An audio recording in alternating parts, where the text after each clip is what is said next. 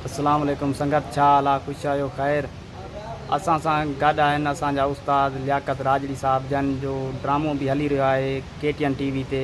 खोड़ी खे घुमरी साईं जन जो किरदारु आहे मवाली जो।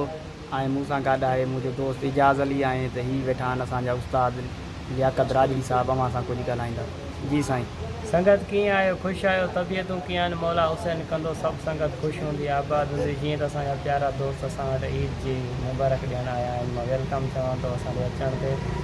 अलाह कंदो तव्हां ख़ुशि हूंदा, आबाद कयो, महिनत कयो ऐं असांजे दोस्तनि खे सपोर्ट कयो जेतिरो थी सघे। छो जे अमूमन जेका वॾा एक्टर आहिनि उहे नंढनि मां वॾा थींदा आहिनि, को वॾा डायरेक्टर न हूंदा आहिनि। जॾहिं ॿारु पढ़णु वेंदो आहे त अलिफ ॿे खां वठी इहे यके तोड़ी पवंदो आहे। त असां महिनत कयूं था पिया, इंशा ताला तव्हांजी दुआनि सां कामयाबी असांखे मिलंदी, असांजे दोस्तनि खे बि मिलंदी। ऐं जंहिं दोस्तनि खे शौक़ु आहे फील्ड में त दिलि लाइ कमु करे नथो मसइलो न आहे। ऐं पहिरियों ज़रूरी इहो आहे त पहिरें तव्हां पंहिंजी फैमिली खे टाइम ॾियो, पंहिंजे दोस्तनि खे टाइम ॾियो, पंहिंजे घर वारनि खे टाइम ॾियो। उनखां टाइम जेको बचे थो उहो तव्हां शौक़ु में ॾियो। पोइ तव्हांजो शौक़ु कहिड़े क़िस्म जो आहे उहो तव्हां ते डिपेंड करे थो। उहो ज़रूरी अदाकारी न आहे, फनकार या घर जे मसइला आहिनि या हज़ारे शौक़ु आहिनि तव्हांजा जेका आहिनि।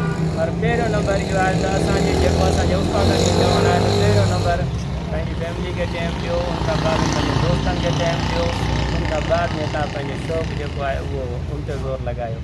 महिरबानी दोस्तनि।